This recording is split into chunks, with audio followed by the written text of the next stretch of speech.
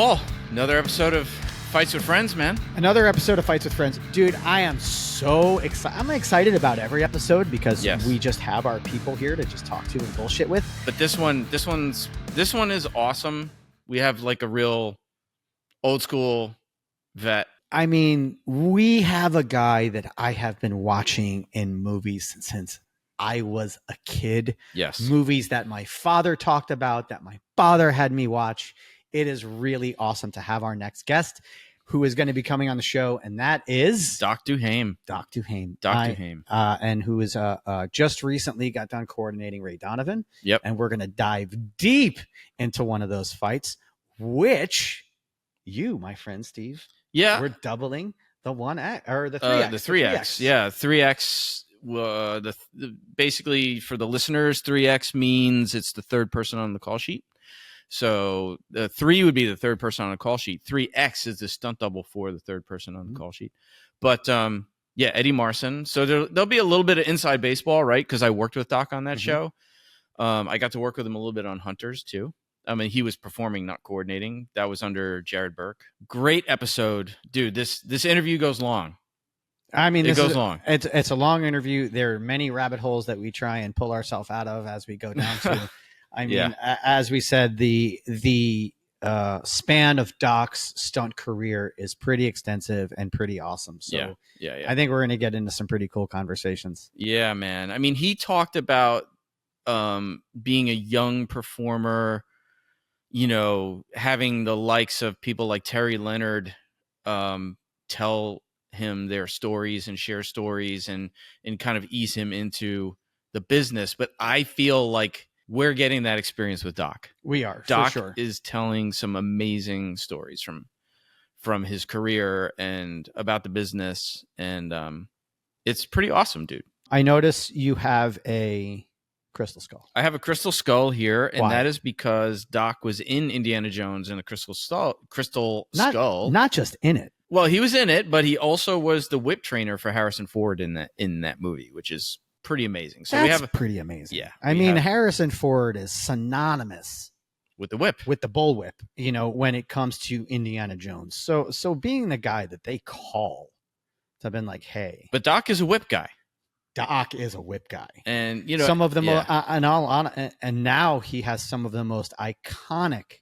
Yes. One of the most iconic whip scenes in cinema history. One of your favorites. One of my favorites. So yes, the iconic in cinema history. That's so. If you guys want to know what other movies he has used his bullwhip skills, which he learned back in the early days on the Wild West show. It's Universal. Another one of my favorites. Yes. But he whips the shit out of a kid in Abe Lincoln Vampire Slayer, and it's awesome. You just gave it away. We just told him they had to tune in, dude. Sorry, I can't help it. So what do you got on the table? So I have on the table, I mean, I couldn't find a lot of stuff that had to do with Doc, but the second you mentioned Doc was coming in, I immediately just went down a Western rabbit hole. You know, when you look at the show notes and you see the stuff that we talk about with Doc, you're going to understand why. So I brought in some stuff I have from Tombstone. I got a Cowboys red sash from production that's signed by a bunch of the different Cowboys. Michael Biehn, Pete Steranko, who's a legend in the Western filmmaking industry, and Michael Rooker. And then also I have Michael Biehn's pistol that he actually used to practice with in production. That was purchased from his wife, and met him at a convention and had him sign it. And I don't know, I can send you the video, Matt, and maybe we'll see it in the show notes of him twirling it around just like he did in the scene from Tombstone. Yeah. Nice. So what you been up to? Anything? I mean, I've been working a lot. As you know before, I'm still unloading and loading trucks for Hard Out. Man, it's good work. I mean, in all honesty, I feel like I just kind of get paid to train and work out. So, you know, put in my music. And no complaints. But I've noticed that you looked a little fucking banged up, just like I got a black eye. So I'm living. I got a black eye. I know we both have, and facing camera too. But I mean, we're living the Fights with Friends. You know, that we're living up to the name of the show. We are. The only difference is that my friend helped with my black eye. That was this guy. Yeah. And one of the guys here need me in the head this week. when we were sparring, so I've got this little shiner. But it is what it is, dude. I mean, I got kneed in the face and then accidentally, and then Steve was like, "No, it's not good enough." Well, every time we were sparring, and every time funny. I'm in mount and I'm hitting you, and then I'm like, oh no, I got to hit. He's punching me in the face, and he's hitting me on the side with the bruise, and he's like, "Oh shit!" He's like, "Sorry, man, I forgot you got a bruise." He's like, "Let me hit you on the other side." I'm like, "Thanks, buddy." Oh my god, fights with friends. That's what it. we do. That's what we do. What else is going on? I think I mentioned in a prior episode that I had an audition that I thought I did completely shitty on, but it turned out I got it. So You did. I did. I don't want to say what it is yet, but it's pretty cool. But those of us out there that do the audition thing, you know that like if you don't usually hear in a day or two, you spend like the rest of the time Wondering if that you got it, and then that you're a shitty actor, or like, oh god, I gotta take an acting class and get better at this and blah blah blah. But I ended up getting it, so that was pretty cool. So hopefully in the future we'll be able to tell you a little bit more about what that is. So before we bring Doc on, I think we need to thank our sponsors who make it possible to have this show to actually bring Doc on. absolutely. Yeah. And so without these folks who we've all worked with personally, they're not just folks who are, paying for ads. These are all people that we know, that we've worked with, we've seen what they do, and we stand behind them, Mm-hmm. right? So the first is Tactical Black. If you're looking to learn how to shoot safely, guns, not cameras, if you're an actor, performer, and you need to level up in that skill, and you're in the LA area, definitely hit up Tactical Black. The other great thing I've noticed about Tactical Black is they also teach people how to shoot for different periods. So I've seen them showing how to shoot a revolver. I've seen them showing how to shoot modern tactical style. Yep. They are multifaceted. They are a great place to use for sure if you need any gun training, weapons training. Yep. They're awesome. On and off camera, on and off set. We got Metro Camera Cars started by our good friend Joe Baris. I don't know if it's Barisi or Baris, but I'm just going to choose to say Baris. We're going to say Baris. Yeah, let's say Baris, I think. But Joe's awesome. He started Metro Camera Cars several years ago to create like a mid-ranged, affordable camera car company. So if you need a rig inside your car, you need a camera car following your car, you need process trailers, whatever, they're your go-to people. They're based here in New York, but they work nationally. So don't be limited by the geography on that. Definitely look up Metro Camera. I mean, apparently they've got cars, so they travel. Yes, they can get to you. Who else? We got Fight or Flight Entertainment. Brett Copes, man, I just love Brett. I wish he would come down here for another workshop soon. He did, Brett. He just did, but unfortunately, I couldn't go. He was in Brooklyn just recently. I know, I couldn't make it either. But that's the point, right? Is that not the point that you couldn't make it, but the point is that he travels and does these amazing primer rigging for human performance workshops. So if you are new to rigging, if you're an experienced rigger and you just want a different perspective, if you're a performer and want to get a primer on rigging safety, I mean, you just Fight or Flight Entertainment is when I went to his workshop, the one thing I learned was how much went into just being like, hey, you know what? I want to fly this guy. There is so much more into it than just hooking someone up to a thing and ripping a cord and getting them off the ground. No, he's deep into the science of it, man. He's awesome. And then finally, what do we got? We've got Stunt Contact. Without Stunt Contact, I swear to God, I'd be walking around the street with a sign that says, I am a stunt man. Where can I get a job? Yeah. No, they're awesome. Their web design is incredible. Their database, their breakdowns, production breakdowns are awesome. Not just the stunt people, but the who's producing it, what's in development, what's in pre-production, what's in production, what's in post-production, who's coordinating it, who the producers are. It's just a great resource, and they can give you daily updates in there. They have multiple subscription levels for daily updates, weekly updates. They got their shit together, man. Good information. Absolutely. And of course, none of this would be possible without all the people who listen to us and our patrons on Patreon who are so generous to kick in some bank to help keep this show going. And especially the Patreons, man, because, we love all of our corporate sponsors, but Patreons, you guys are taking that money right out of your wallet. So it means a lot to us that you guys are have enough faith in us to donate to us. So we really, really appreciate it, man. Thank you so much, guys. We 100% appreciate it. And so before we last words before we go in with Doc is to please like and follow us on social media. We're across all social media platforms. Follow, and subscribe. And right? subscribe and All comment. Comments are good. Good and bad. We like them all. If they're bad, just remember we're going to come back at you with them. So. Yes, that's right. So fighter, I was going to say fighter flight entertainment. I mean, definitely go. What's all the fighting, dude? But Fights with Friends Pod, at Fights with Friends Pod across all social media. You'll find us. Please subscribe, like, comment. Let us know what you think of the episodes. And if there's anything you want to see, any guests you want to see, we'll try and get them on.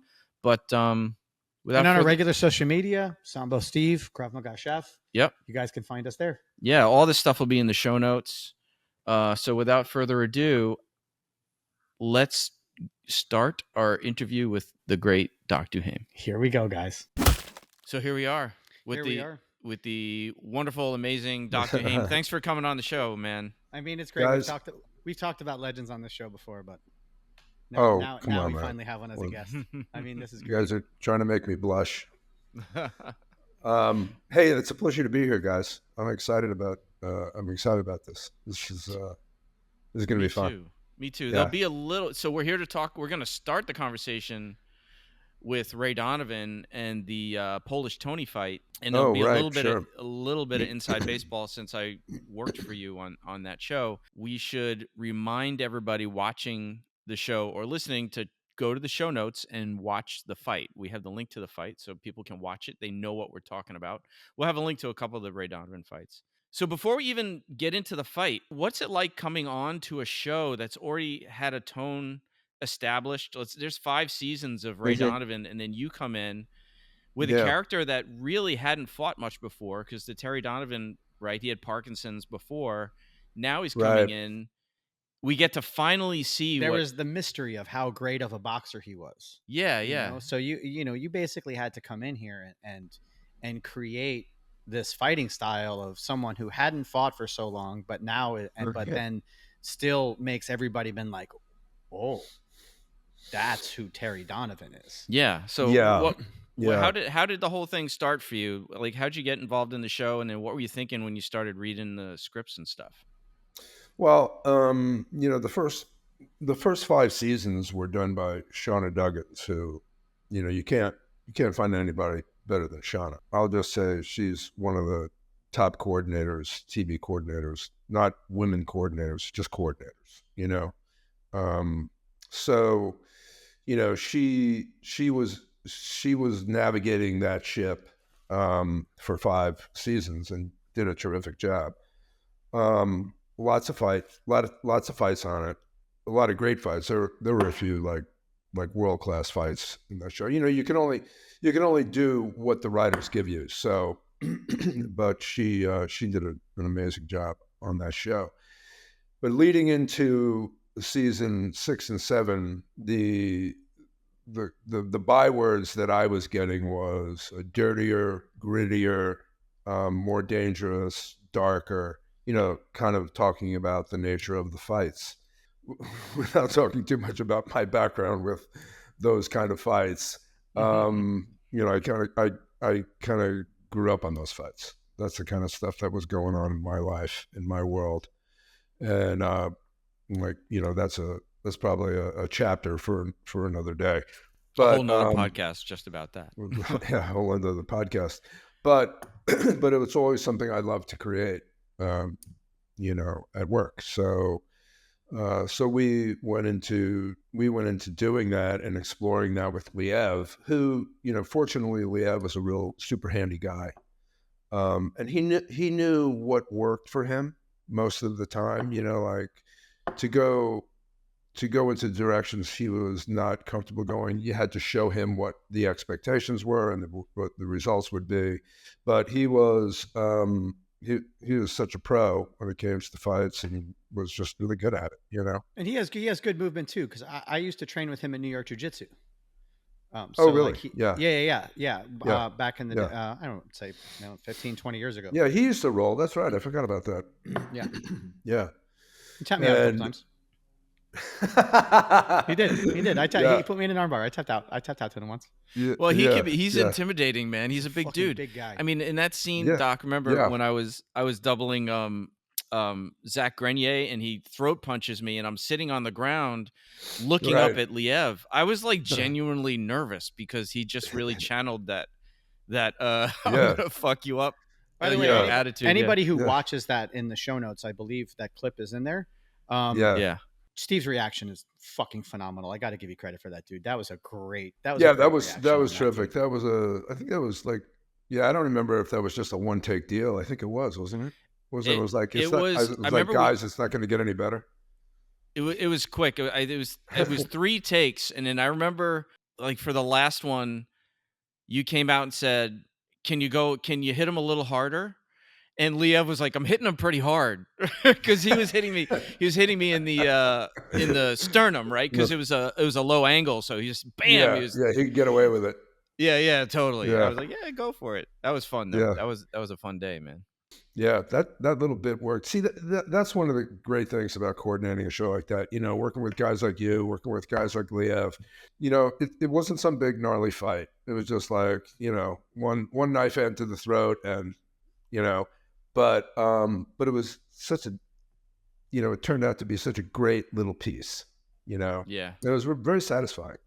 They Yeah, that used kind of it. They thing. used it in so many. It was little side story. They used it in a whole bunch of previously on segments, right? Yeah, yeah. That I don't even know if I told you this, but I never got paid for those, right? So during COVID, we had nothing to do. I watched all the episodes. I'm like, oh, I'm in that one. I'm in that one.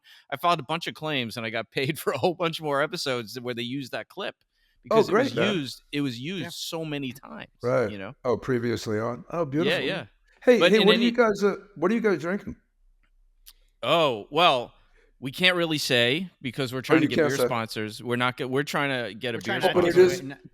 it is beer. Oh, it's beer. yes, Oh yeah. yes. Yeah. Okay. For Well, sure. He's drinking a 3.5. I'm drinking a 9.5.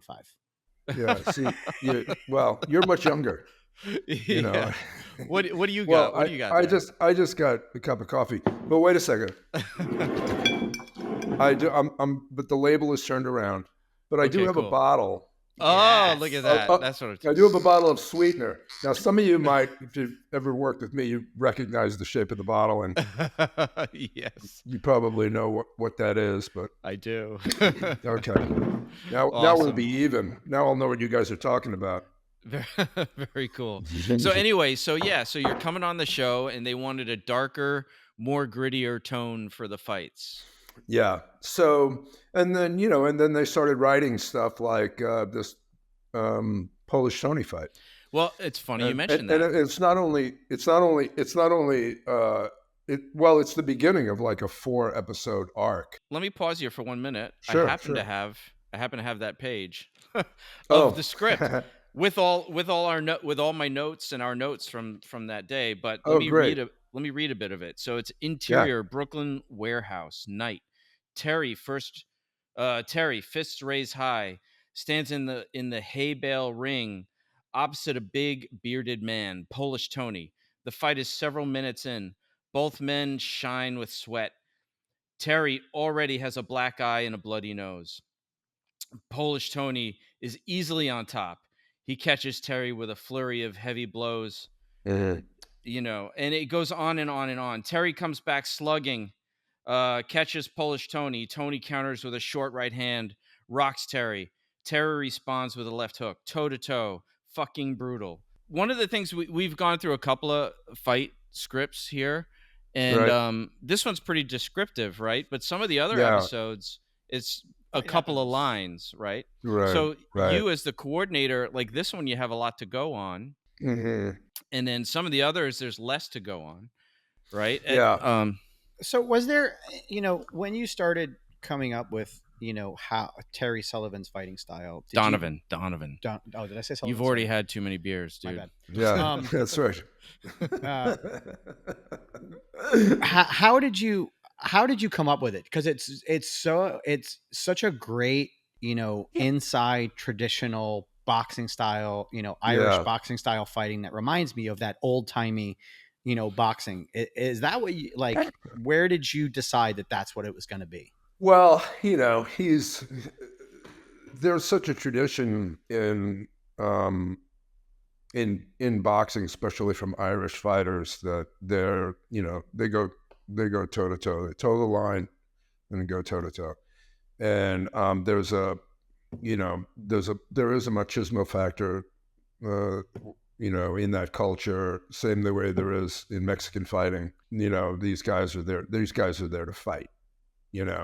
First of all, that what you read there, that was a revision, because it was like, I haven't, basically I talked to the showrunner and said, David Hollander said, I have an idea what this fight should be, but the fight in and of itself should be a full story, as any good fight should be. Even coming into the fight a few minutes, it will actually work better than going through all the beginning of the fight, stuff that you always go through. So right, just picking it up mid-action.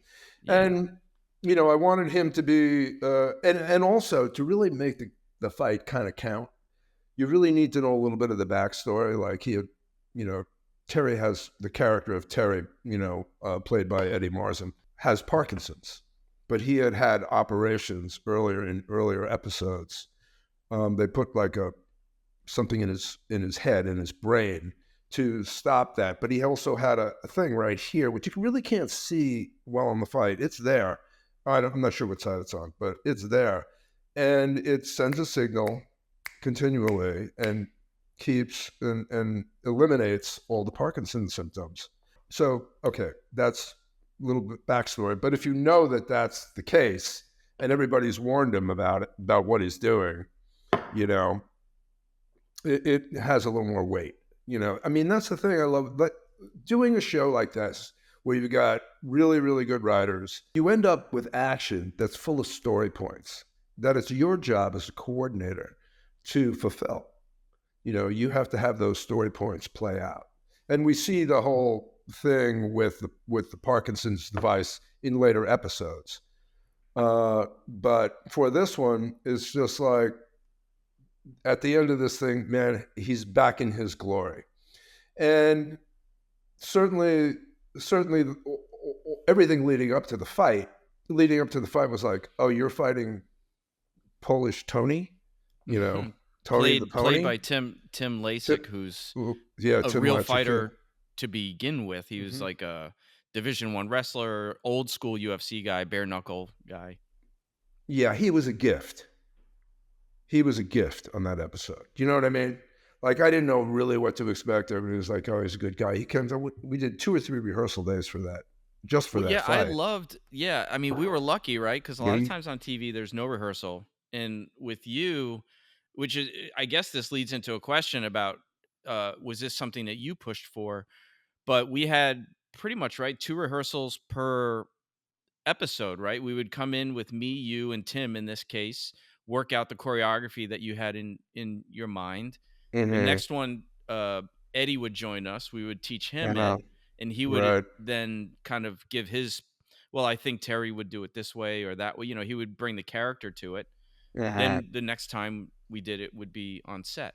Yeah, that's correct. And we did that with, was it Victor? I'm not sure how to pronounce his last name. Vic Playhouse? Yep, Playhouse. Yeah. And then Jay Adams and Hank Strong and Kyle Zippernick, all different guys that fought him in different episodes. But the whole arc of his journey was like, first, like this episode, in this fight, which I think was certainly the best and the longest and the most detailed of all the fights. He gets his manhood back, sort of. It's a manhood with a false bottom that's going to, collapse on him. But there's a line in the screenplay. I don't have it in front of me, but there's a line in the screenplay that describes him as feeling like he was not a has-been, but a never was. A never was, yeah. And this one, this was like the antidote to that. And the only time he's ever felt, the only time he's ever felt good about himself was when he was fighting, And so he has to go back. It's like it's almost like somebody who's a heroin addict and their life is falling apart, and they go back and start using heroin. What I noticed again. when I watched those episodes is that his demeanor in that season wasn't better because he had the cure from Parkinson's, that momentary cure. It was because he was fighting. Yes. Yeah. And definitely. that was done very, very well. And I was like, oh, he doesn't care. He's fighting. He's happy about that. He's happy about that, right? And you're right when he said it's worth the risk. It's worth the risk of having all these Parkinson's symptoms again. He just didn't care. Anyway, so going into it, that was basically so. There were just a few lines for that fight to start with. And I went in and said, well, I need a little bit more to chew on. Can I give you my ideas about what this fight should be? And I basically said, he just needs to be getting his ass kicked when this fight opens up. And if I remember this correctly, like there's a moment where he gets knocked down, and there's sort of a moment on his face. And remember doing all this intentionally. There was a moment on his face that says, like, now is the time for you to decide to really be you again. And when he got up, it was a different fight. Yep. He started. That scene was amazing, by the way. He falls down. He falls face down to camera. Yep. Right. Totally. Right. All very, very intentional. He has that moment. And then the mirror, the bookend of that, right, is the fight with Kyle Zipperneck, the Beast, where he was a beast, wasn't he? Oh my God, he's huge, right? And where the microchip is damaged, the whole thing is damaged, and he again falls face down, but this time he comes up Parkinsonian Terry. He's got the shake. Well, I like also that it kind of like there were a few hits before that. Yeah. There were a few hits before that where it was like bing, and then you saw it. It wasn't a big shot. It was just a little shot, and then all of a sudden you saw his arm tuck in and start to shake. Yeah. And then. Yeah, man, and then boy, but you're right, Doc. He comes up totally crazy with that insane laugh. And you wonder what he's going to do. I mean, I know how I felt watching that scene.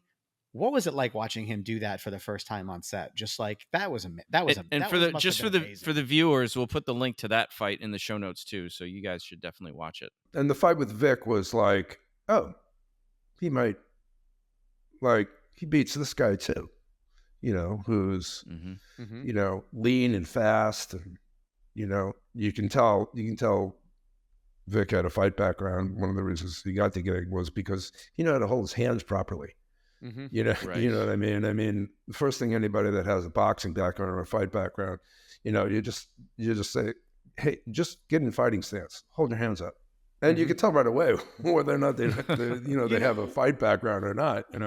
We always used to say that it's so easy to just ask someone if they know how to fight or not, and be like, "Okay, let me see your fighting stance." Yeah. You can tell a lot just by that one question. Been like, "Get in your fighting stance."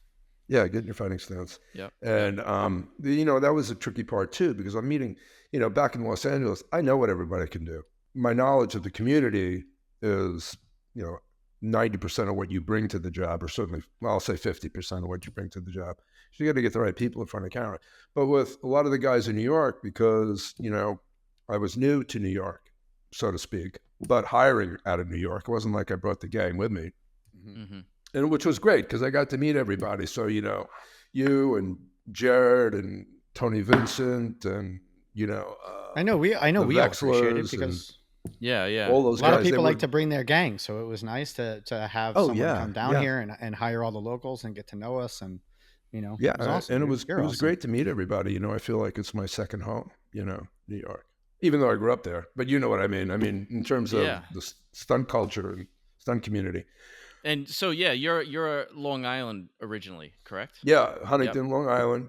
My boxing coach was at PAL was Capobianco, same guy that trained Jerry Cooney. Jerry Cooney's out of Huntington. And, Jerry and I were at the same time. They were at the same time for a little while. And but he was already way ahead of me. He's a little older than me. And but I never got,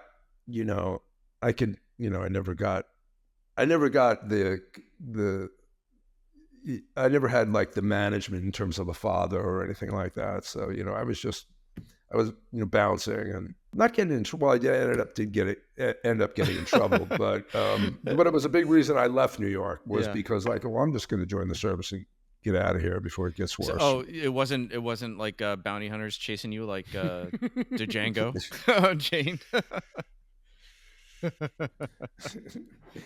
No. So to that point, you're on Ray Donovan, and you've got this series of fights, and they were super well received even by reviewers. Like I have a couple of like New York Magazine commented on the Polish Tony fight, said this is a quote. This is I will. This is Vulture. Actually, the link will be in the show notes for the listeners and people watching. But Terry Donovan having a Guinness for breakfast was lamenting. Oh, here's where the never was. Lamenting being a never was more than a has been. Terry needs to fight, and so he jumps into the underground fight club he learned about last week with both feet. At first, he looks like he's going to literally be killed by the massive fighter named Tony the Pony. But Terry turns the tables, landing a few punches, body blows, uppercuts. By the way, those uppercuts were insane. All the uppercuts. I don't know why, but for some reason, like just all the uppercuts in every fight just were so they landed so sweet. And it goes on to say it was really well choreographed and directed. The fight scene with some excellent makeup work as well. So this was from Vulture on. Oh, very cool. Yorker. Yeah. I think it's also just a credit to you and how you set everything up. Throwing inside tight punches and uppercuts are really, really hard to sell on film. And you guys found a phenomenal way to not only make the punch be seen as it was coming and have the reaction happen from such a tight punch. Man, that was awesome. Yeah. Thanks. He, you know, as we played around on our first day in there, Steve, we I don't know if you remember, but we tried we kind of put the phone camera on a bunch of different angles with him, and because of his stature, he you know, he didn't have to like do anything super awkward because he doesn't have a fight background. Yeah, you know, he didn't have a fight background, so he didn't have to do anything super awkward to sell that punch. It was just coming from almost like right here, boom. You know, and there were some things that he looked great doing. There were some things that he didn't look terrific doing. But the thing that he got right away was he got the rhythm of like, and the reality of like, okay, I just hit this guy a couple times. He's a little bit in trouble, and then boom, boom, boom, boom, boom, boom. You know, like he threw some fast punches, and then like he threw a couple quick ones, and then they registered. And he threw a couple quick more, and they registered, and you know, he just had almost like the instincts of a fighter without having been a fighter. You know, and plus, you know, we were keeping him in the box too, though. Yeah, but I remember you saying like, you know, before he first showed up, you were saying like, you know, we don't really know what he can do, what he can't do, and I mean, and for the people listening, when you're working with an actor, you don't always know what their abilities are. They're not necessarily always cast for that, but he killed it, right? He did. Of the 4 fights that I was involved in, basically 3 of them was all him. The only one that I got on camera for was the big bar fight. Right. But, you know, he was just awesome. And I remember even he said at some point in one of the rehearsals, like, this is great. I love being here with you guys because usually I'm just the man in the suit doing, you know, playing the lawyer, the doctor, the whatever. And he's getting to let loose, kind of like the character, like Terry, right? Yeah.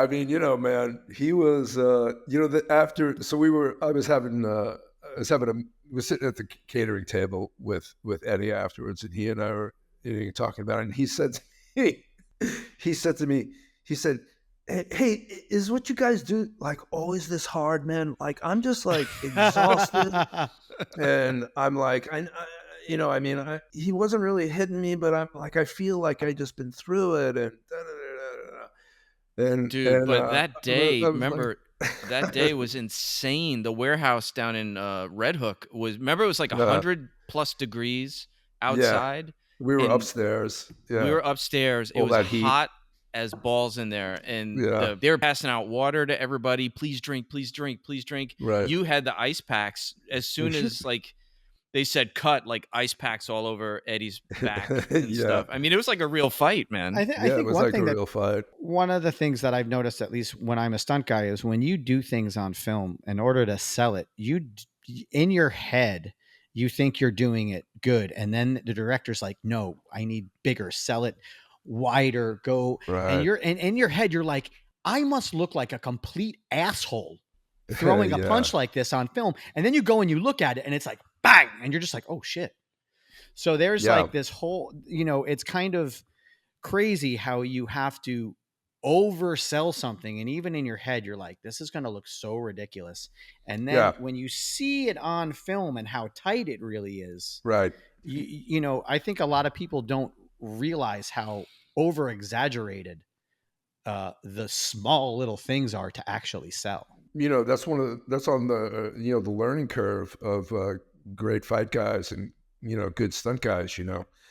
When I started, what we started with, whatever other skills you might be bringing to the party, but we all learned like your basic barroom brawl fight. Like big punches reaching out. You know what I mean? Like these big punches that Big, that high, are long across the eyebrows.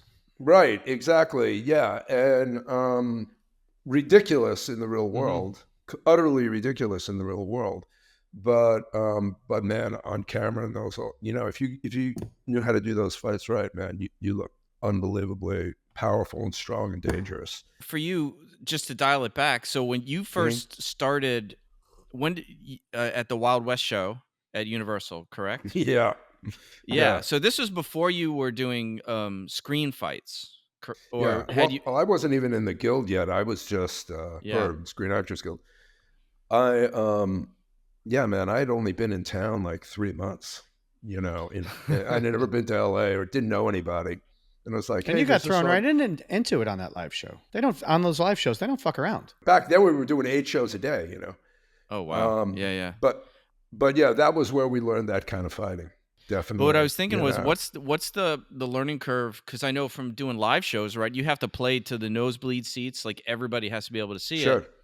And then you kind of come to fighting for camera. You have to dial it back, get a little tighter, but not too tight, or else it'll look like poop. So, what was that like for you? That transition from doing the live shows to screen? I was lucky because I worked with great fight guys, I mean, just, your standard fight guys, not martial artists or anything, but guys that did movie fights all the time. And a guy named Frank Orsatti, who was one of the great legends of like that whole period of time where movie action was being reinvented in LA. It was like the beginning of Stunts Unlimited. Those first 10 years of Stunts Unlimited, moving into the next 10, which I started being a part of, and the thing was, so those guys got all that, and they could see that I was doing everything really big, and that I was also doing the acting component where I was just raging crazy guy as the bad guy, and they said, well, take all that rage and just don't let them see it. Try not to let them see it. They can see it in your eyes. They can see it in your stance. Just, dial it back where it's more interior. And I for some reason, I instantly understood what they meant, and so it wasn't an issue for me. I had but some guys never get it. My first, it's funny. My first time working, I had a hard time making that adjustment, and it wasn't until after we had shot the previs and everything, and I was sitting on the back of the trailer, that the guy who was shooting it, Don Lee, came up to me and made a comment, and he's like, I need you to be, and I teach self-defense and close quarters weapons combat, and he was like, I needed you to be the guy that you teach your students to defend themselves against, and my shoulders dropped and I shook my head, and I was so upset with myself that for 4 days I couldn't understand that that's what he fucking wanted from me. And I was like, and he looks at me and he goes, you just understood everything I've been trying to tell you for 4 days. He goes, you're never going to forget this. And he goes, and that's what I wanted. And, Yeah. and like, and it stuck with me. And I've always been able to now make that adjustment because of that one small comment. Yeah. And when you get it, it's like, oh, I got it now. Don Lee is a great guy, by the way. Yeah. Don Yeah. was awesome. He worked with he's a me good again. dude. We shot a previs Good for stunt 4 man. days. And Yeah. he gave me a lot of great notes and a lot of things that again, my first previs I ever shot. First thing I ever really did, first stunt job I ever got was given to me by Brewster and Don, and I worked with Evan. And it was an entire 4 days of basically just phenomenal great advice. And one of them was that. Those are the best days, man. I mean, the best days are when, you know, they think they're going to use you and nobody does, and you're a new guy, or, you know, you're kind of at the beginning of your career and you're sitting around with all these guys and you're keeping your mouth completely shut because you don't want to say the wrong thing. And and they start telling stories. And they start telling stories. Yeah. And I don't know exactly why, but all those guys are great storytellers. Yeah. You know, Ronnie Rondell and Dick Zeiker and Wilder and Orsatti and Tommy Huff and all those guys. A lot of I'm throwing out names that probably a lot of guys don't know. Terry Leonard. Yeah, exactly. These were the guys. These are the fathers of modern stunts, really, because they were all unlimited guys. You know, Terry Leonard, of course, Terry Leonard. But you worked with him on Quick and the Dead, correct? Yeah. I got him to myself for like 3 weeks, I think. It was just me and him going back and forth from the set, from the hotel, because I was the only stunt guy there for a while. And it was just like, so Terry, what was it like on the, and I'd ask him questions about all the movies he'd been on, and, you know, and what was it like when you were breaking in, and when, you know, I mean, he would just talk. Now, was that the first time you worked with Gene Hackman? Because he was also in that. No, Did you I work was with him before that? I was, yeah. I don't remember the chronology of the shows, but the first neither do I. That's why I was. Yeah, the first show was Narrow Margin. Okay. And it was a very unwatchable movie. I mean, it was a great experience for me because it was all fights on top of a train, you know, speeding through the British Columbia, you know, wilderness, and crazy car chase that was way more dangerous than it looked. You know, you know, never want to talk about that one, but talk about it. Come on, talk about it. Of course, we want to talk about it. Yeah. Oh well, that's why we're here. You know, take us down the rabbit hole. Well, it's my first show doubling Gene, right? So, you know, I want to do a good job. Plus, I'm working for Glenn Wilder, so I know I'm going to do a good job. You know what I mean? Like he's fathering me through anything that I need. That if I need that, you know. So it's kind of great when you work with someone who you feel like won't let you fail. Yes, you feel supported by that. That's great. Yeah. Yeah, absolutely. But we were in slightly uncharted territory because we were depending on rigging to keep people safe on top of the train. But, you know, rigging that you really couldn't see. I mean, like wire removal was not a keystroke back then. You know, right. This was like 89.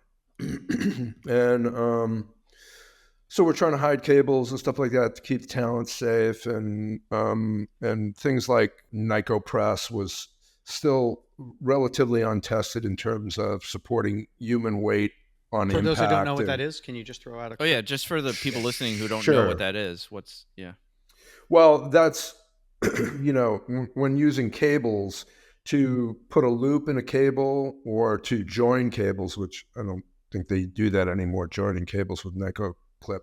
But it's a little clip that goes over the wire, and then there's a device which squeezes that clip. And consequently, that loop is safe for holding weight. But, you know, like I said, those things were relatively untested for stunt rigging. Like, there weren't riggers yet in terms of stunt rigging, you know, in 89. There were effects guys. And then you had to depend on the effects guys to keep you safe. And we were doing things where we're dropping off the side of the train, hanging onto, you know, a guy's legs, and, you know, the train is going over a trestle. You know, it's those kind of things where if there was a if there was a Yeah, total there was that scene where malfunction. where someone was hanging off the train and it went over a bridge, right? Right, exactly. That was crazy. Yeah, that was me and a Canadian stunt guy. I can't remember his name, but we had a fall into that position. You know what I mean? Like impact fall. Anyway, the big car chase in that, well, it wasn't a car chase really. It was, I was speeding down a switchback logging road, and there was a helicopter following, shooting at us. And the thing that made it really gnarly was on the downhill side. I mean, it was like this, with a tree like every 20 feet. So it was like, you get off of that road and you're not going to make it. You're not going to survive. Because they were switchbacks, they'd go down one side and then there'd be a big, tube that goes to the other side. So that always on the uphill side, there was a big trench. It was like 5 feet wide and about 5 feet deep, because it's for the water runoff, because we were up in British Columbia. So if you hang a tire on the downhill side, you're dead. And if you hang a tire at the speeds we were going, to hang a tire on the upside, it's just going to be you might not die, but it's going to be a horrible wreck. And Glenn's wife, who was a stunt woman at the time, was doubling Ann Archer. And I mean, I just had 2 or 3 close. I mean, one was an unscheduled turnover. Like it was like take 4, I'm coming in, sliding a switchback. I did 1, did 2, did 3, because the helicopters, they're lining up the helicopter and the vehicle, and we had to, feather it to get it right. So here it comes. It was take 4 or 5. I don't remember exactly, but came along, did exactly the same thing, got sideways, and the tires caught, and boom, ba-boom, ba-boom. It turned over like 2.5 times and ended up on its hood. Ended up on its roof. And when we crawled out, we were this close to the edge of the, like one more half turn, and we would have been off the road down the hill. Holy moly. And, what had happened was, we figured it out later, was because these were dirt roads. So, my line was the same each time. You go into a curve like that, you're definitely going to be picking the same line, So what had happened was a lot of dirt had been scraped off of like rocks that were kind of started poking up, and there was just enough catch where it turned the vehicle over. Wow. And nobody anticipated that, but we were okay. We climbed out, took some photos. Amazing. And speaking of, considering that now that we're talking about car wrecks, we might as well bring it up because it's super relevant. But there was just a crazy accident on set this week where with the armored truck and the SUV real rolled bad. over, and we watched people fly out of it. there'll be we don't I got goosebumps, like just shit, man. it's too early to even know. I'm not talking shit. I have nothing to say about it outside of the fact that I hope everybody involved is going to come out okay. I know 3 of those injuries were extremely fucking horrible, and I just wish the best recovery for everybody. It's tragic, and what is bothersome is like the blame game that starts happening, we don't know anything about what we don't started know that. anything. Yeah, we don't know anything about the domino effect. What happened? Was it dry? I think a lot of times when we see accidents like that, there's always those warriors who are like, I could have prevented this.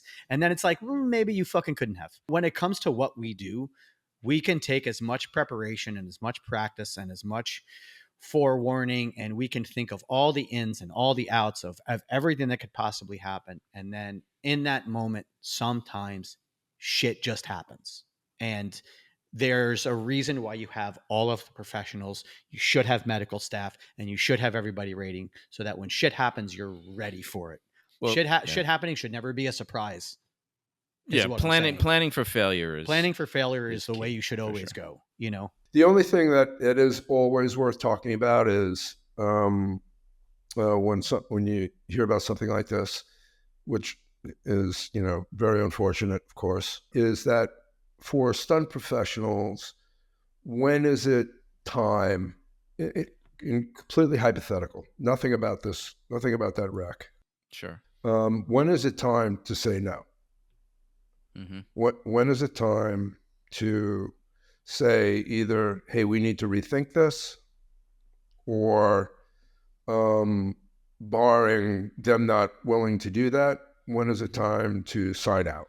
The problem with this isn't everybody, certainly everybody that's coordinated, and most everybody that does stunts has been faced with, it's like, I'm not quite sure about this. Everybody else seems to be okay with it. I don't want to be the one to pull the trigger and go, hey, we need to take more time to think about this. So when is it time to speak up? I mean, that's something everybody needs to start answering for themselves. And for me, it was when my best friend got burned on Iron Eagle so badly we thought he was going to die. Oh wow! Wow, You know, I didn't know and it anything. was like, That's crazy. you know, so after that, What was the burn? What was the scene? It was the you know, it was a fictitious Arab country, and the whole setup, and the sun was coming in on a jet fighter and was, you know, blowing everything up, and it was in Israel. So he was on the ground. Pardon me? He was on the ground. My And buddy, they were yeah, doing and he was running Wow. between a couple of explosions. The explosions that going off, they were unbelievably huge. I mean, like, there were these troop tents that got The blown, effects you of know. that movie were insane. Like that was, and for those of you who don't know, Iron Eagle is a fighter movie. So we're talking about a guy coming in on a jet, shooting missiles from his jet at people running while they're exploding. So these are the explosions we're talking about that this guy. Yeah, copy that. And but there was a problem bringing exotic stuff into Israel. So the effects guys, You guys were had to shooting on use- location in Israel back then. Yeah, at a Wow. military base called Pamrachim. Yeah, 1985. And the late Lou Gossett Jr. Obviously, if those of you who didn't know, Iron Eagle. Yeah, yeah. So what happened in you know, in hindsight, we know now what happened was basically 55-gallon drums wrapped with 100-grain primer cord with a cube of C4 on the top in the middle of each one of these tents. Boom, boom, they go up. We're waiting for it to die down. It dies down. I light Keith. Off he goes. He's doing a partial. He's doing back and an arm, running, you know, in the midst of all this fire. And what had happened was, when you use concussive explosives, what it essentially does is for a millisecond, it blows the oxygen out of, a large part of the area where the fuel, and so now you have all this unburnt fuel on the ground, and it reignited as Keith was running through it. And he got caught in this inferno. Wow. Yeah. So on that, when you just explained how big this was, if you were to shoot this now in modern time, like now, right, how would that be shot differently? With all those, man. you know, so that's a whole other podcast. No, so that's why I feel like that now to get those same results is not as just, oh yeah, we'll just some C4, a little bit of gas, and we'll make it work. Well, I remember on Ray Donovan, we were talking about safety, and you said to me, it's when people are doing the quote unquote simple gags where they get complacent and they, we've done this a million times, it'll be fine. And you said to me, it's on the simple ones where you need to take pause, take a step back, and recheck everything, because that's when the errors happen. Yeah, it's definitely a big part of it. But to answer that question, Paulie, I would say the difference is testing. Mm-hmm. We test now. Mm-hmm. We know exactly what people are getting into, and more or less, I will just say that's the big answer. But you're right, man. Steve, I gotta tell you, Lauren Janes, one of the co-founders of the Stunts Association, Double Steve McQueen, brilliant stuntman. We were working one time, and I don't remember what show it was or anything, but I was diving through a window, like just a window. I mean, open window, like the window was open. I'm just diving through the hole. And he goes, this is what you got to watch out for. You got to watch out for that you're not too high and you don't hit your head on the top of the sill. Catch He your says, legs on the way out. a friend of mine, oh, that's a good idea. A friend of mine did that one time, years ago, and ended up paralyzed. And the guy was like a gymnast or something, but it was just a freak thing, And that always spiked his head. He spiked his head on the window frame. I saw an accident in a video of where a guy jumped out the window, but he didn't engage his core and lift his legs up, and his legs hit the window, and he just went down. Well, Instead of going probably, out, he caught his legs and just slid down the fucking side of the house. I was like, God, dude, if you just looked at what were we just talking about, the first show with Hackman? Yeah, that happened to me in Narrow Margin. I was diving out of a window of like a train stop out in the wilderness, And what happened was my knee pads caught the windowsill and just slapped me to the ground, and my coat came over my head. But I got up and kept going, and it's in the movie, because it looked gnarly. It looked like I hit my, Speaking of potential accidents, when we were researching you for this episode, we found a video on YouTube from the Miami Vice live show. Yes, we did. Where you're doing a high fall off of a platform, but the video was of the platform failing and almost falling. That's what the video almost was looked about. like you jumped off right before. We'll put the link to this YouTube video in the show notes. In fact, it's got your name on it, Doc Duhame, like high fall. Really? I have Doc Duhame almost dying, high fall. I have a question that has been racking my fucking brain. Right. How do you do the bullets in the water when they're shooting? Like pop, pop, pop, pop, pop, and then there's boom in the water. There's like the of the bullets. Where does that fucking come from? In the live show. In the live show. They're just tubes that are floating. They've got flotation just under the surface, and they're just air hits. There's nothing in them or anything. That's it's just cool. Air pushing water up. It is cool, isn't it, man? That was the first awesome. show. That was the first live show that had all that stuff in it. Yeah, and they had jet skis and all this crazy stuff, right? I would say in general, even as a a TV show, Miami Vice had a lot of the first stuff in it. So, like as a live show, that just makes sense. That it's just You remember John Radulovich, Steve? He was a producer. Oh yeah, on Ray Donovan. Yeah. He was a first AD on that show.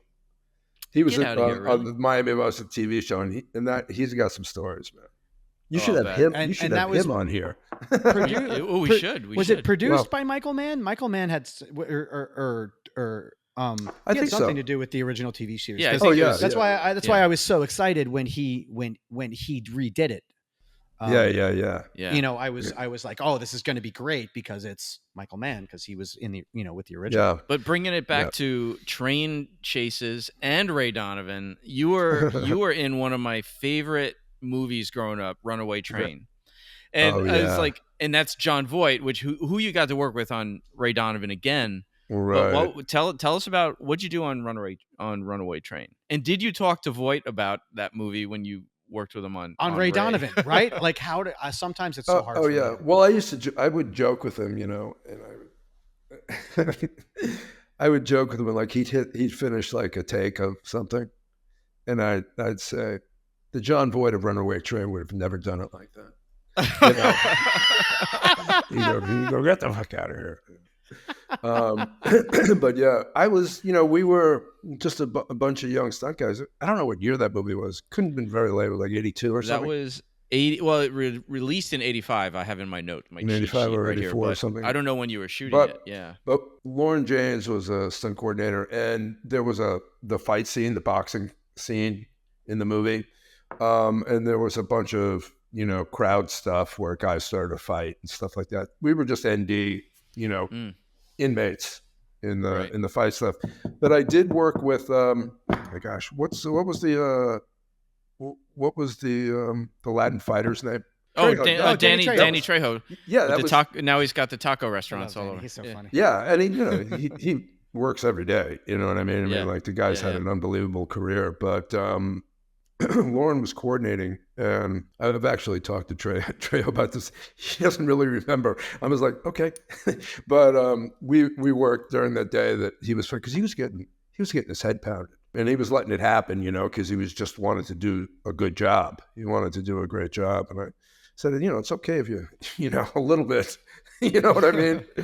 And there's a reason why he doesn't remember it. Like in that fight with Max Holloway when he was fighting that guy and he shows him in the middle of the fight like how to fucking block punches. Yeah, right. Taking a pounding. I mean, I remember in season 7 of Ray Donovan, in that scene in Brooklyn where there's the handoff of they're meeting for the handoff of the money and the stock, the bonds or whatever. Oh yeah. And I remember when John Voight did his own fall, right? Right. And he startled the crap out of everybody because it looks so real. Right. He just dropped like a sack of potatoes to the concrete, and he got up. He had his own knee pads and stuff. I mean, this guy is like not a spring chicken, but was just like a pro. 80.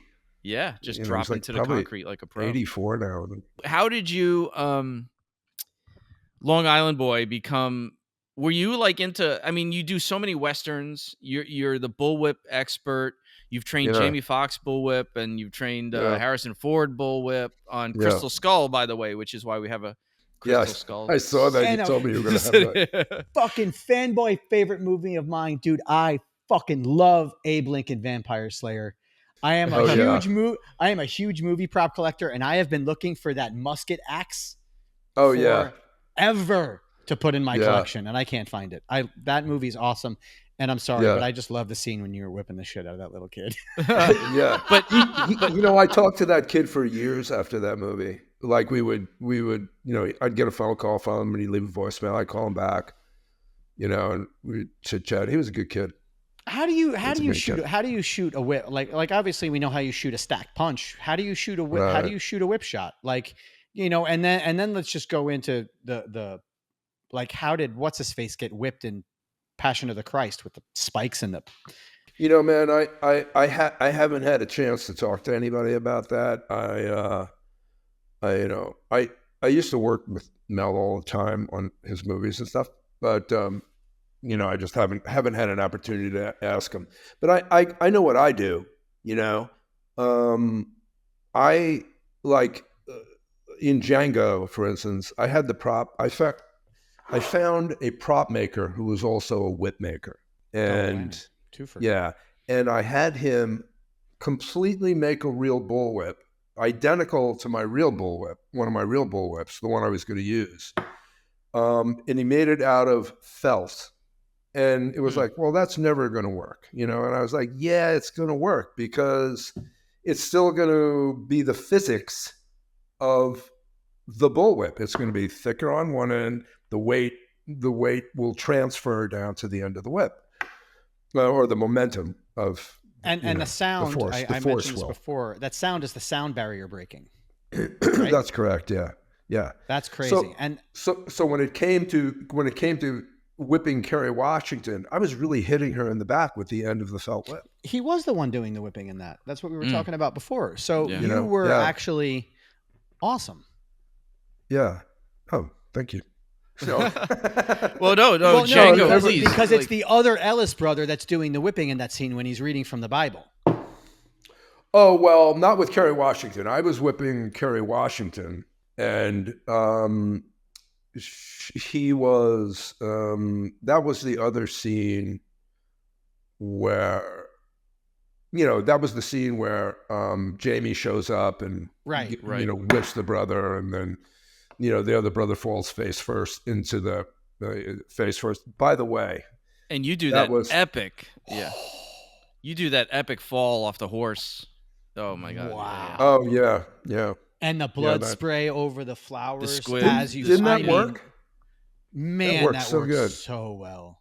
Yeah. But so you were gonna say so with the whipping, like so Jamie Foxx was it when he was whipping him on the ground? That was the felt whip. It was a combination because some of the stuff the guy he was hitting was off camera, but what I taught Jamie to do was a couple of like standard kind of whip things. One is like over the head crack, one was, but when it came to it, he just went, which worked Yeah. way better than anything. And he threw we a couple practiced. backhands in there too, like Yeah. Yeah.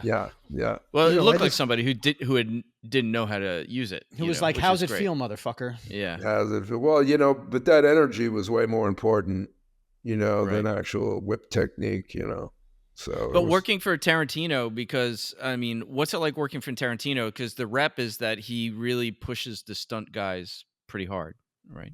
yeah. Listen, he across the board, just does not suffer fools, and yeah, he's definitely his own man and a unique guy, Sure. But when it comes to being a director, he gets what he wants.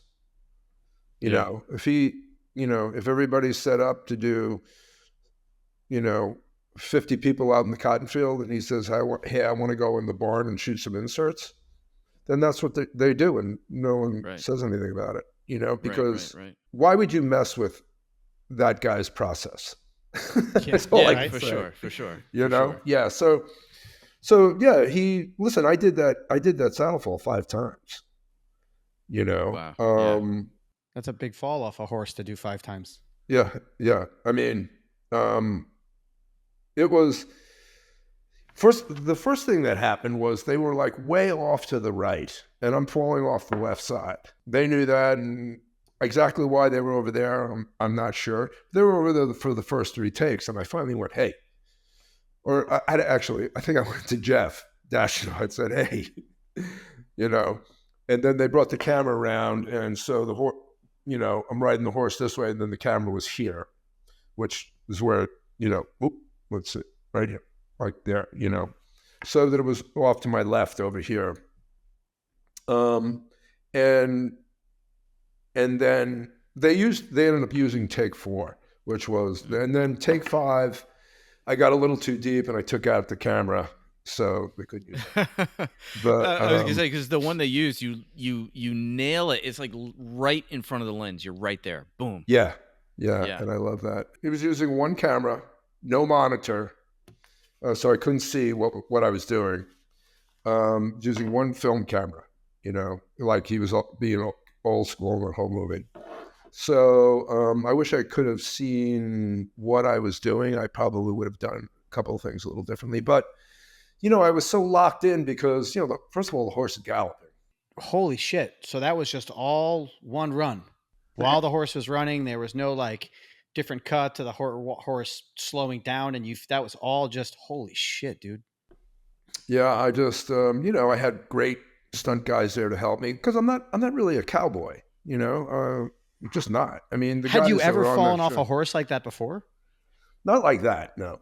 Wow. I mean, I'm going off backwards, and usually it doesn't matter, or you can trim off some speed. Or cowboy guys, they live for that stuff. They're great at it, but I'm not a cowboy.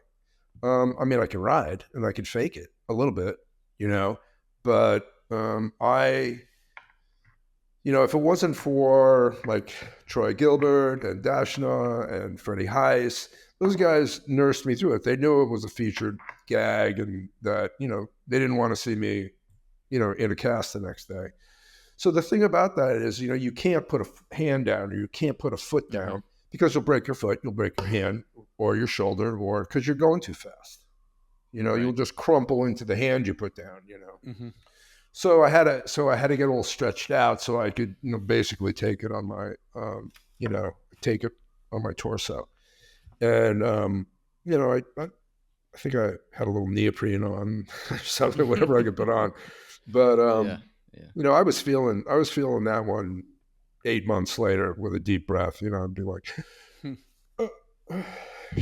still feeling that one. So what you've mentioned several times now, the guys that have ushered you through, mentored you through stuff. Talk about your transition to coordinating from performing. What did you bring with you, and what was that like? Can I ask one quick performing question before we get in there? Yeah, just go for really it. Quick. So not really a question. It's more of Steve had a little bit of a fanboy moment, so I'm gonna take mine.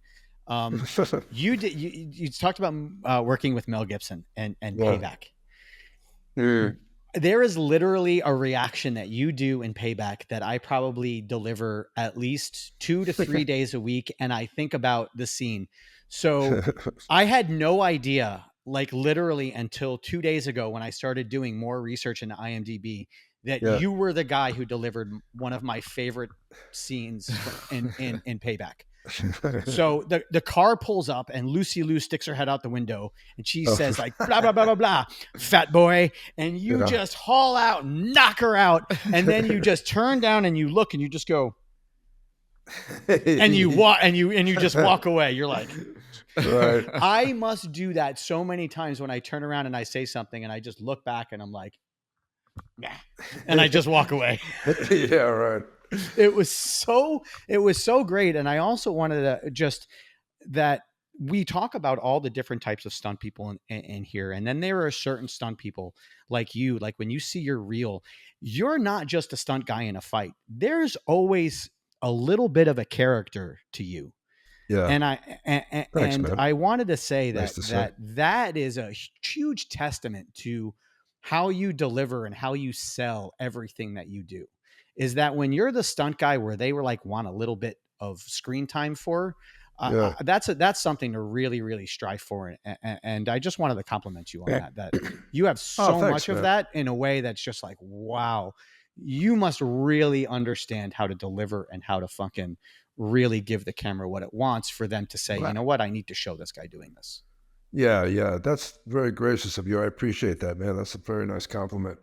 You know, the thing that you're talking about on Payback, where it you know, this is one of the nice things about working for a great guy like Mel Gibson, you know, because Mick is always there, of course, Mick Rogers. And Mick is an old and dear friend of mine. But, you know, there's a freedom, like, you know, we did a take and I kind of glared at her and then I walked away. And Mel said, "What were you thinking right there? What were you thinking right there?" I was thinking, man, I just want to take her face off with a big right hand. He goes, "Let's do it." And then we did that. And I said, well, how about if we do one? And then, you know, like I turned to go and I like kind of grabbed myself. And he goes, "Oh my God, yeah, let's do that." You know what I mean? It was like two kids playing. Dude, it was so great. And it worked so wonderfully. Yeah, it's the one scene I remember from that movie that just I love. Yeah. Thanks, man. Yeah, it was fun. But that ties into the question. So now transitioning to a coordinator where you're in that position to give the notes. Right. You know, what was that like? Changing roles? Or I first worked with you as a coordinator, and you know, it was just a great experience because Ray Donovan season 6 was the first show where I was sort of on multiple episodes, like doubling one of the leads. Yeah. And so I got to learn a ton from you. And I think a lot of people, I'm sure, I know Rick Buckman feels the same way. And like a lot of the guys Rick Buckman, by the way, another New York stunt guy who was doubling Liev. Okay. Yeah. For those listening, when you hear like a term like 1X, 1X means you're the X is like you're the stunt double for the 1, which is the first person on the call sheet. So he was like the 1X, like I was 3X because like Eddie Marson was 3 on the list. So I know that a lot of people came out of the Ray Donovan experience like just loving the experience, not only because of working for you, but like you said earlier in the show, you came to New York, you didn't bring your team, you hired all the local guys, you know. Yeah. So at what point did you start coordinating? I know you coordinated a cult classic. You coordinated Swamp Thing back in the day, but but like, at what point did that switch start to happen for you? Well, yeah. I mean, actually, the truth is that there was a little movie that I got into the guild with, which I was also the coordinator on. It's like the deal was real simple. It's like, hey guys, I'll do everything in your movie. Just get me in the guild. You know, just get me in SAG. But when I started thinking about it for real, I was just, Stunts was a tough crowd. All the older guys had coordinated. Not so much the Unlimited guys, but like the association guys, and that was a really closed shop, and they didn't want new guys, and you know, shit used to roll downhill, and you know, it's like wash my car, and ridiculous things like that, which just would never be something I, could bring myself to do. I would just have to walk away, which I did. And then I met Unlimited Guys, and, things turned around. But I'm just not of the, it's not my nature to subordinate guys under me. And, I think I want allies when I coordinate. I want friends and I want allies. When it comes time to be the boss, I don't have any problem doing that. But, and immediately transitioning to like, hey, we're not doing it that way. We're doing it this way. Let's wait and come over here and work on this till we're done, or whatever. Gotta be objective. Yeah, exactly. So, but the rest of the time, but I want guys to know that I care about them. I care about their process. I care about their safety, of course. And I care about them enjoying themselves. And the guys that can see where I'm at are the guys that I want around, and it's the guys that invariably are the best stuntmen. I was working for a coordinator once, just about coordinators taking care of you. And like I just mentioned to him, like, hey, I'm like, my ankle's a little, and he looks at me and he goes, sit down. He goes, fuck these guys. He goes, it's not worth it. Mm-hmm. And I was like, he goes, thank you. Yeah. I was like, thank you. I appreciate that. He's like, yeah, fuck, not worth it. Yeah, you just need to know what's important. Talking about Buckman, I mean, Buckman got it immediately, and I was really, really lucky with Buckman. First of all, he's a unicorn. I mean, if Liev was standing there and Buckman was standing there and they're in costume, they've been through makeup, and they're facing the other way, I can't tell who's who. I need a little something. Somebody move so I can, okay. It really worked out in my favor because I went to production and I said, hey, look, you have such an unbelievable double here, that like if there's a scene where he's leaving a building and walking down the sidewalk a little bit and getting in his car and going, put that at the end of the daily shooting schedule and you can use Buckman and send Liev home. Give Liev a break and you can use Buckman for that. And they were like, oh, that's great. It's worth it. I said, and there's enough stuff where he's pretty much going to be here most of the time anyway. So let's put him on a weekly. Let's keep him on a weekly. And so they did that. They thought it was worth their while. Because in LA, they were just day play, Liev's double. So there were a variety of guys, good stunt guys, that doubled him throughout those first 5 years. And, but I got to keep him every day. And he became like my assistant, and he really turned into sort of a de facto stunt coordinator because he was so careful with the politics and he's really, really smart guy. He's a good stuntman.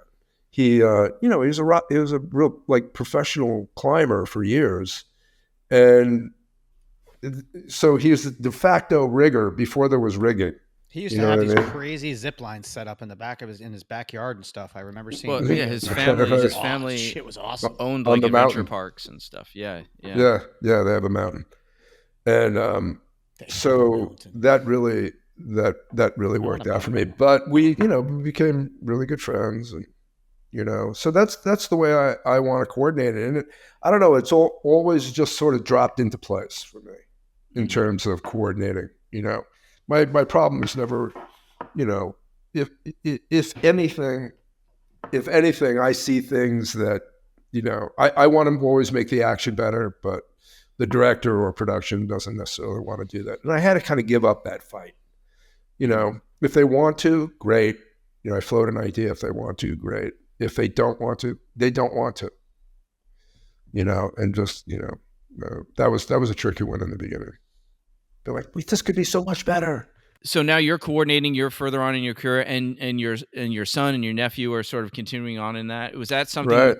I know it's a standard question. Like, did you let them choose that, or is it something they always wanted to do, or did you kind of, was it like like I was a son of a fireman. I never became a fireman. I didn't want to do that. So it was a unique time in stunts because when Zach was small, or Zach was a kid, and my daughter Rachel as well, you could use your kids to do stunts. Or like Dashnar could call me and go, I need Zach for 2 weeks. or you know, Yeah. or hire his kids. And then it just got to be people were too uncomfortable with it, liability, and really it was the legal department of all the studios. So they were working. Not Seth. Seth grew up in Ohio, but he came out to me pretty like when he was 18. He came out and lived with me. He's going to turn 40 this year. Right. So for those listening, Seth is Doc's nephew, and Zach is his son. Yeah, correct.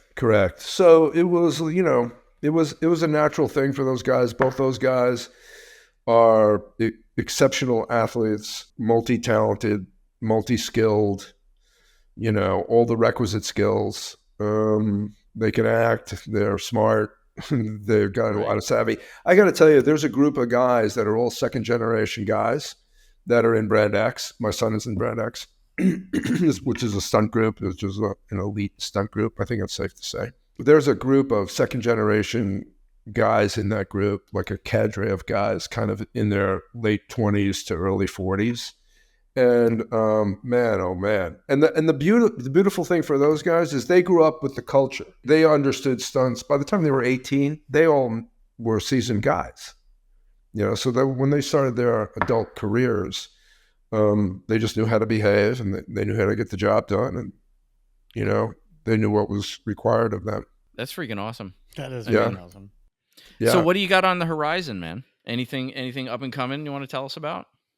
Well, things are so mixed up right now because of the potential Teamster strike and the IATSE strike, which neither one of those have been cleared up yet. So many people set dates and spent money, meaning producers, set dates and spent money, pay or playing talent and stuff like that. Nobody's doing that. There's stuff going. Because they all got screwed during the last strike. Yeah, right. Exactly. But it's sort of been a personal year for me. Zach got married last August. Rachel is getting married. My daughter Rachel is getting married in June. Oh wow! So there's a lot going on right here. Congrats, that's awesome. Two times. Thanks, man. Congrats. Yeah. Thanks. And congrats to Zach and Rachel if you listen to this.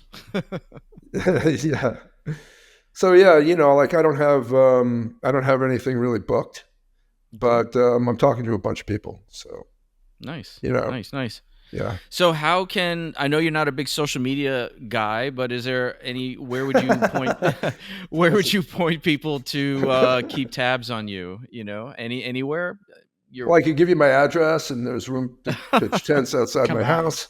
Come by, knock on the door, bring them a coffee. Yeah. Oh, well, yes. Coffee gosh, man. Coffee with some sweetener in it. Yeah. Yeah, exactly.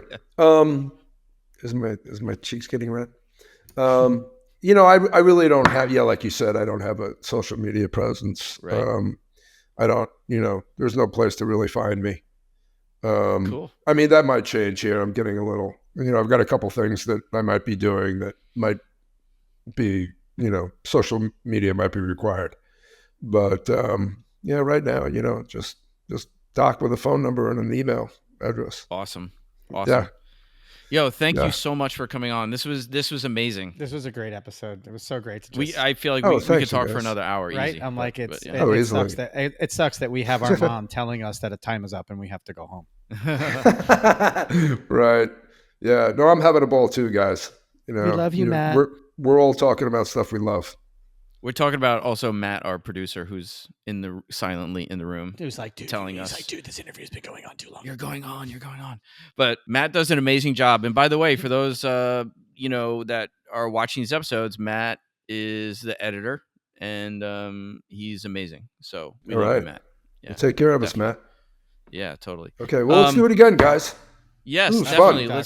Let's do it again. Thank you so much. I think Doc. we definitely have enough to talk about. Do another episode. So that'd be awesome. Sure. Whenever you have this new thing coming out that's social media worthy, we'll bring you back on for sure. Okay, sounds good. Sounds good. Take okay, care, guys. Man. Okay, we'll see you soon. All right. Bye-bye. Fights with Friends is brought to you by Breakfall Studios and Press Record Studios. Executive producers Stephen Kepfer, Paul Veracci, and Tiago Benedetti. Produced by Matthew Kaplowitz, Richard Butler, and Corey Gums. Associate producers Becca GT and Jared DeCrose. Our video editor is Matthew Kaplowitz. Original music by Aru Luster.